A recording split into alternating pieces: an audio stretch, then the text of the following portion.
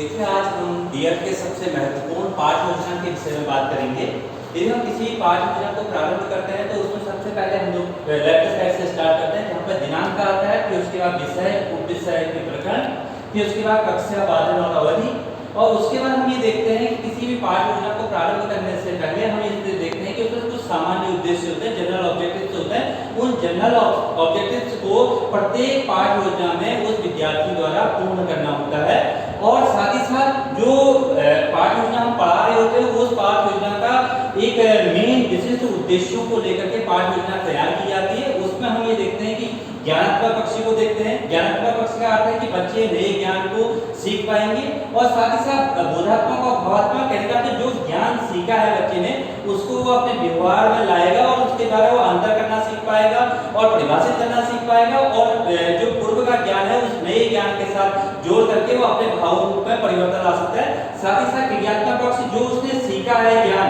उसके द्वारा जो उसके अंदर भाव आया है उनको क्रियात्मक रूप से उस पाठ योजना में जो भी प्रकरण है, जिस प्रकरण पे बात की गई है और जो उसका विषय है उसके अनुसार वो क्रिया करने के लिए दैनिक जीवन में उसको उपयोग कर पाएगा। ये उस पाठ योजना का विशिष्ट उद्देश्य होते हैं। साथ ही साथ किसी भी पाठ योजना के लिए सहायक सामग्री का उपयोग करना अत्यंत ही आवश्यक होता है। जिस सहायक सामग्री में हम देखते हैं कि जैसे उसने चार्ट का प्रयोग कर रखा है, मॉडल का प्रयोग कर रखा है, या सहायक सामग्री के रूप में वो ऑडियो वीडियो रूप में कुछ यूज कर रहा है, या वो उसके द्वारा रोलर बोर्ड में कोई चीज बनाई गई है, या वो ब्लैक बोर्ड के माध्यम से बच्चों को सिखा रहा है, ये सारे के सारे क्या है सहायक सामग्री के अंतर्गत आएगा। और साथ ही उसके बाद हम ये देखते हैं पूर्व ज्ञान। पूर्व ज्ञान का अर्थ है कि जो विषय आप पढ़ा रहे हैं और साथ ही उस विषय का जो उप विषय है उसके अंदर जो प्रकरण आप पढ़ाने जा रहे हैं उससे संबंधित बच्चा पूर्व ज्ञान उस विषय के बारे में कितना रखता है, उसके बारे में हम ये संपूर्ण जानकारी हम पूर्व ज्ञान द्वारा प्राप्त कर सकते हैं। फिर उसके बाद किसी भी पाठ योजना को प्रारंभ करने के लिए हमें ये जानना होता है कि प्रस्तावना प्रश्नों के माध्यम से हम ये जान सकते हैं कि बच्चा पूर्व उसके बारे में कितनी जानकारी रखता है और कितनी जानकारी बच्चे को है। इसके लिए क्या करते हैं कि यहाँ छात्र अध्यापक एवं छात्र अध्यापिका की क्रियाएं आती हैं। कहने का अर्थ है जो पीपुल्स टीचर है वो पीपुल्स टीचर यहाँ पर क्वेश्चन पूछता है और बच्चे उस प्रश्न का उत्तर देते हैं। और यहाँ पर एक स्पष्ट मैं आपको ये बता दूं कि जब बच्चा उत्तर देगा तो हाँ नहीं इस टाइप से नहीं देगा, बच्चा आपको पूर्ण रूप से उसका उत्तर देगा जो कि स्पष्ट उत्तर होगा। यदि आपको लग रहा है किसी बच्चे के द्वारा एक स्पष्ट उत्तर नहीं दिया जा रहा है तो आप उससे दूसरे बच्चे को खड़ा करके के यहाँ पर उस क्वेश्चन के आंसर को आप प्राप्त कर सकते हैं। आपको क्या करना है, यहाँ पे 4-5 क्वेश्चन पूछते हैं, उसके द्वारा आपको ये पता चल जाएगा कि ये जो पाठ योजना आप पढ़ाने जा रहे हैं उसके संबंधी जो प्रकरण है उसके बारे में बच्चे पूर्व में कितना जानकारी रखते हैं, उस विषय के बारे में यही पता चलेगा। साथ ही आपको ये पता चल जाएगा कि जब आप क्वेश्चन पूछते जाएंगे प्रश्नों का एक क्रम से होने चाहिए, एक प्रश्न दूसरे प्रश्न के साथ क्रमबद्ध रूप से जुड़ा हुआ होना चाहिए, जिससे कि आपका जो प्रकरण है उसके आप पास पहुंच सको, उसके नियर अबाउट पहुंच सको, और उसके द्वारा ही आपका क्या होगा कि एक प्रश्न आपका समस्यात्मक प्रश्न बनेगा। उस समस्यात्मक प्रश्न के द्वारा ही आपके आज का जो आपकी पाठ योजना है उस पाठ योजना का प्रकरण निकल करके आएगा। प्रकरण के द्वारा हम क्या करते हैं कि उसके बाद हम उद्देश्य कथन बोलते हैं। उद्देश्य कथन वो होता है कि बच्चों आज हम लोग जो भी प्रकरण आपका यहाँ पर है, जो आपने क्वेश्चन पूछे हैं उनके द्वारा जो प्रकरण निकल करके आया उसको हम बोलते हैं कि उद्देश्य कथन। उद्देश्य कथन में उस प्रकरण को हम स्पष्ट कर देते हैं कि आज हम किस चीज के विषय में अध्ययन करेंगे और यह क्या हम कार्य द्वारा आज पढ़ाया जाएगा। फिर उसके बाद आता है प्रस्तुति। अब हम पूरे पाठ योजना का एक तो प्रारूप था, इसके बाद हमने इसे प्रस्तुति करनी की प्रस्तुत करना है बच्चे के सामने कि आप पूरी पाठ योजना को। इसमें देखते हैं कि पहले शिक्षण बिंदु, किस शिक्षण बिंदु का आप पहले पढ़ा रहे हैं। इसमें भी यहाँ पर क्या होता है, जो प्रकरण होता है उसको हम 3 शिक्षण बिंदु में उसको डिवाइड कर देते हैं। उसमें जो पहला शिक्षण बिंदु होता है उसके बाद हम यहाँ पर देखते हैं शिक्षण बिंदु, यहाँ छात्र अध्यापक क्रिया, छात्र छात्रा क्रिया, और यहाँ विधि प्रविधि, किस विधि से पढ़ा रहे हैं और कौन सी उस टेक्निक आप लगा रहे हैं, किस मेथड और टेक्निक के द्वारा।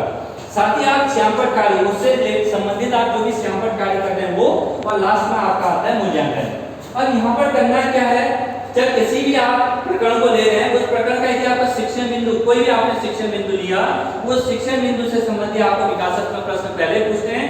विकासात्मक प्रश्न वो प्रश्न होने चाहिए जो आपके जो पूर्व के ज्ञान को नए ज्ञान के साथ कनेक्ट कर सके, जोड़ सके।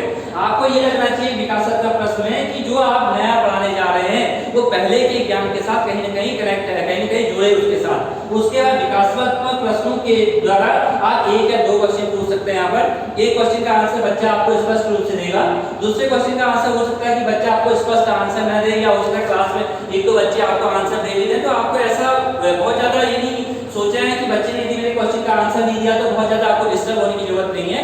यहाँ पर बच्चा आपका क्वेश्चन होगा, बच्चा क्वेश्चन यहाँ होगा, उसके बाद यहाँ बच्चा आपको आंसर देगा।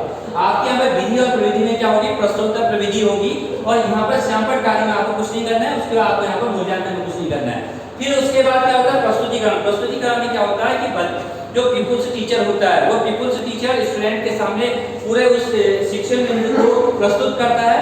वो शिक्षण बिंदु को प्रस्तुत करने का तरीका ये होता है कि पहले पीपुल्स टीचर द्वारा ओरल बोला जाता है, मौखिक रूप से बोला जाता है, मौखिक रूप से समझाया जाता है। फिर उसके बाद पीपुल्स टीचर क्या करता है कि चार्ट के माध्यम से, उस चार्ट या साइड सामग्री के माध्यम से उस बिंदु को समझाता है। फिर उसके बाद जो पीपुल्स टीचर होता है उसके मेन पॉइंट को ब्लैक बोर्ड में लिख करके उसको एक्सप्लेन करता है, और लास्ट में क्या करता है, जब वो पूरा लिख लेता है, बच्चे उसको उतार लेते हैं, तो उसके बाद क्या किया जाता है, उसका मूल्यांकन किया जाता है जो आपने पढ़ाया होता है। ये जो शिक्षण बिंदु 1 के बारे में मैंने बताया, ऐसे ही आपका दूसरे शिक्षण बिंदु के लिए होगा, ऐसे ही आपके तीसरे शिक्षण बिंदु के लिए होगा। जब आपके तीनों शिक्षण बिंदु पूरे हो जाएंगे तो उसके बाद क्या होता है, जो आपने पढ़ा रखा है, अब पहले तो क्या होता है मूल्यांकन और ये पुनरावृत्ति प्रश्नों में अंतर थोड़ा सा स्पष्ट कर दूं। जो मूल्यांकन प्रश्न ये होते हैं जो आपने पढ़ाया, टोटल जो आपने यहाँ पर शिक्षण बिंदु में पढ़ाया, उस जो पढ़ाने वाला था उसका आप विस्तृत रूप से जानकारी ले सकते हैं यहाँ पर मूल्यांकन के द्वारा। पुनरावृत्ति में क्या है कि आपको छोटे छोटे प्रश्न लेने हैं, जिसमें जो आपने तीनों टीचिंग पॉइंट आपने पढ़ाए हैं उनसे संबंधित आप छोटे छोटे प्रश्नों को लेकर के यहाँ बच्चों से पूछ सकते हैं, जिससे कि बच्चा आपको उसका आंसर सत्य असत्य या फिर उसका answer fill in the blanks के रूप में दे सकता है, या आप अन्य रूप में उस क्वेश्चन को पूछ सकते हैं। फिर उसके बाद क्या होता है कि जब बच्चा आपको यहाँ पर आंसर दे देता है तो आपको क्या करना होता है, उसका आपको बच्चे से कुछ कार्य कराइए, और साथ ही साथ क्लास में घूम करके आप निरीक्षण कीजिए कि किसी बच्चे को कोई प्रॉब्लम तो नहीं है, बच्चे ने कहीं उतारा है या नहीं उतारा आपका ब्लैक बोर्ड पे, या बच्चा कोई काम कर रहा है नहीं कर रहा है, कहीं किसी प्रकार से डिस्टर्ब तो नहीं कर रहा है क्लास में, वो सब आप निरीक्षण कार्य के द्वारा देख सकते हैं। लास्ट में जब आपका पूरे तीनों आपके टीचिंग पॉइंट हो जाते हैं, आपका मूल्यांकन हो जाता है, श्यामपट्ट कार्य हो जाता है, और आपके छात्रों ने उस क्वेश्चन के आंसर को लिख लिया है, तो आप क्या करते हैं, बच्चों को होमवर्क देते हैं। होमवर्क के माध्यम से बच्चे क्या करते हैं, उस होमवर्क को नेक्स्ट डे करके लेके आते हैं। इस प्रकार से हम कह सकते हैं कि किसी भी पाठ्य योजना को उसके विभिन्न ये जो जितने भी स्तर हैं, इन स्टेप्स के द्वारा पूर्ण किया जा सकता है। इसलिए जरूरी है कि हम पाठ्य योजना को समझें। धन्यवाद। थैंक्स।